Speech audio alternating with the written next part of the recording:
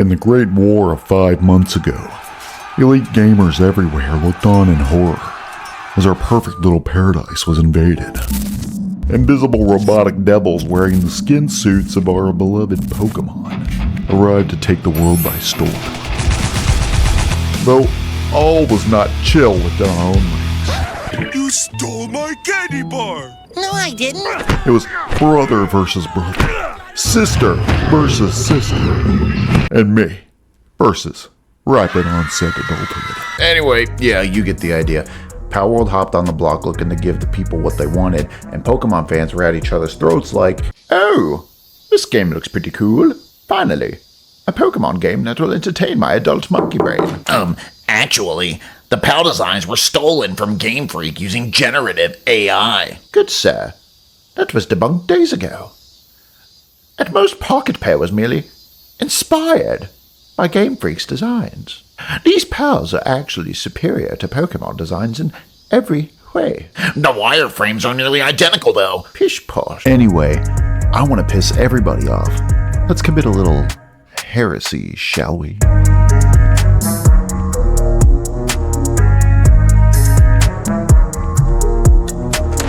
So I'm a huge fan of Pokemon, but I was not one of those people who thought the PALs were only just a blatant ripoff. I'm a huge fan of the Pokemon Company's work when it comes to creature design, shout out Gen 3, but I'm also a fan of the PALs that Pocket Pair has come up with. So I thought it'd be fun to draw them together. I'm gonna force a Pokemon to do a fusion dance with a PAL, and we'll see if I can make something dope out of it. So when Palworld was first released, I immediately gravitated towards Grisbolt.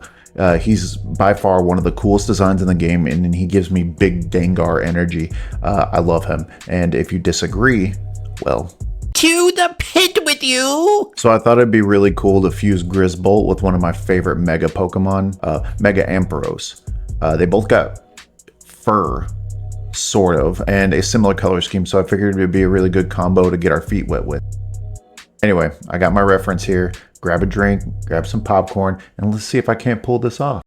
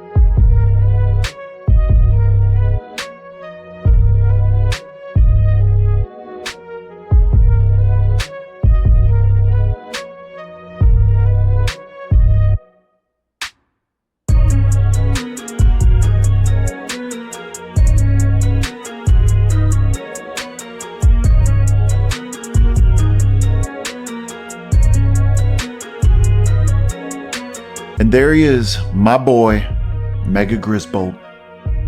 I couldn't think of a better name. Mega Ampbolt? No. Mega Grizzeros? Maybe. No. Mega Grisbolt just sounds cool, plus it conveys that this is no longer just a normal PAL. He is now an unholy chimera, taken apart and reassembled in the lab to bring absolute carnage to the masses. Look at him. He's beautiful.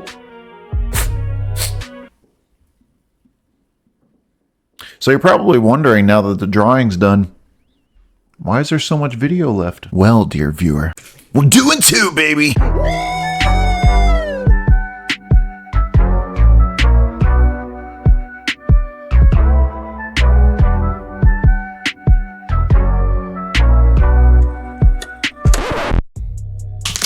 Alright, time to get serious. For the next drawing, I wanted to do something a little bit more challenging. While the Hoenn region may hold a special place in my heart, no one can deny that the 4th gen brought some of the absolute dopest Pokemon ever. One of these being the iconic Lucario. Right next to the definition of dope is a pic of this absolute Chad right here. Say hello to your wife's new daddy. Lucario is in the top 10 of most people's coolest Pokemon, and for good reason. Not only is he an absolute unit when it comes to battling, but his design and color scheme just ticks every single box for a successful Pokemon design. Alright, enough glazing Lucario. In celebration of Palworld's newest major update, I'm gonna tear Lucario up into tiny little pieces and glue him on to whatever the f this thing is. Kidding, sort of. This is Xenoguard, a PAL that comes from a f***ing meteor. According to the PAL deck, Xenoguard consumes information and turns it into energy. Regularly seems to be sending information to someone. So he's just like my FBI agent. Hi Ted, hope you enjoyed all the visits to Corn Hub as much as I did. Anyway, this dude looks crazy as hell, and this will probably be more challenging than our last fusion, so let's crack open the Grimoire and see what kind of sorcery I'll have to pull out of my ass to turn these bad boys into something dope.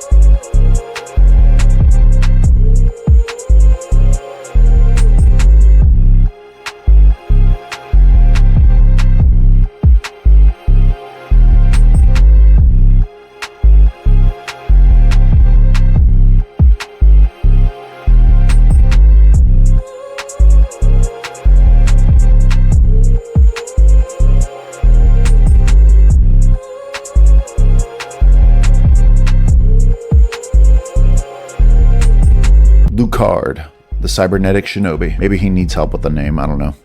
Reminds me of Alucard from Castlevania. I'm incredibly happy with how this turned out though, actually. I immediately knew some of the design elements I wanted to use for this. Xenogard's 4-leg plates as armor for the legs, for example. His crystal-shaped tail as a halo, inspired by Haseo from .hack GU. Lucario's chest spike now sharing the crystal material. Everything else I had to think of on the fly. Lucario's base colors are already so good, but I wanted to add something that gave it a more brutal feel. So I added a little bit of the red from Mega Lucario's design. Incorporating Xenogard's purple was a challenge though for me.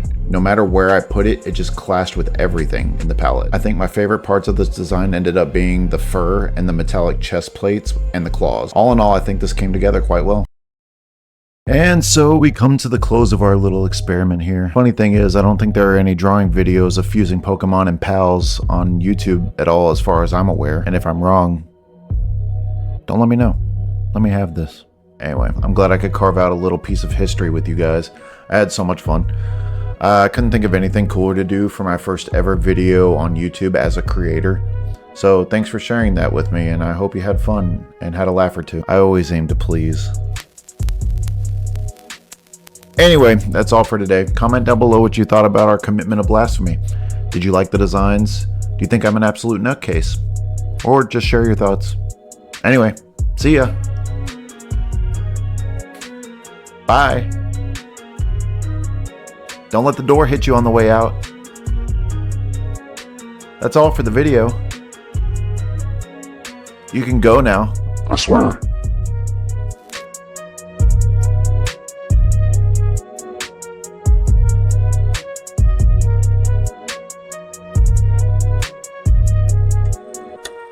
All right. Are the normies gone? Good. Dear, sweet, beautiful viewer, I know why you're really here. I mean, I did lay the trap, set the bait, all to reel in a sweet, succulent, ripe little plum, just like yourself. But before we start, we must perform the ritual. We shall read from the good book. Open to page 34. Let's begin. Did you know that in terms of male human and female Pokemon breeding, Vaporeon is the most compatible Pokemon for humans?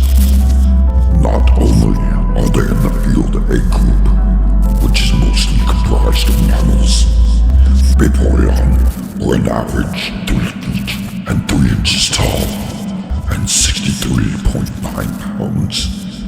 This means they are large enough to be able to handle human.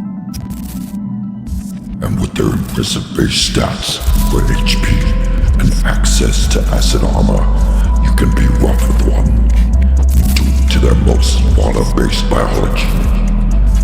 There's no doubt in my mind that a Vaporeon would be incredibly wet, so wet that you could easily have with one for hours without getting sore. They can also learn the moves Attract, Baby Doll Eyes, Captivate, Charm, and Tail Whip, along with not having fur to hide. So it'd be incredibly easy for one to get you in the mood. With their abilities Water Absorb and Hydration, they can easily recover from fatigue with enough water. No other Pokemon comes close to this level of compatibility.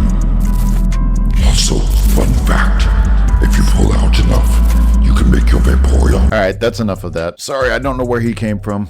Let's just ignore it and not address it any further. So for a third and final drawing, I wanted to take one of the internet's most memed on Pokemon and Lavander. A pal that, well, I think the PAL deck entry says it all. Seeking a night of love, it is always chasing someone around. At first, it only showed interest in other pals, but in recent years, even humans have become the target of its debauchery. So needless to say, I'm going to have to find a way to create a design that satisfies the theme of both of these monsters, but also do it in a way that doesn't land me in YouTube jail. But I already have a pretty good idea percolating in the old noggin, so let's stop beating around the bush. Time to go all in.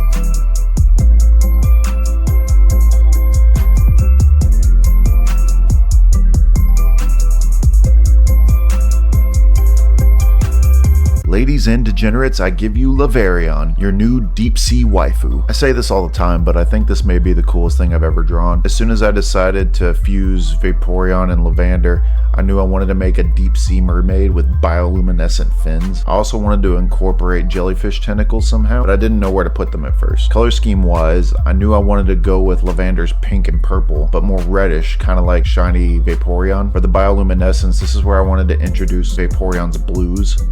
I also wanted a splash of high contrast color, so I went with an orange. Turns out it pops off of the blue and pink. My favorite part of this drawing is the pose and the colors. Those jellyfish tentacles are also really dope. Laverion is alluring and deadly, and everything you could possibly want in a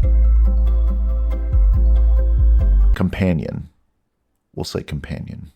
Yeah, this is definitely my favorite design out of the 3 today. And there we have it, 3 brand new, never before seen abominations. As I said earlier, I couldn't find anybody else on YouTube doing this specific idea, so I wanted to give those of you who like Fakemon something new to sink your teeth into. So I hope you enjoyed it, I really do. So this really is the end of the video now. If you got any sort of enjoyment out of this, maybe help a bro out.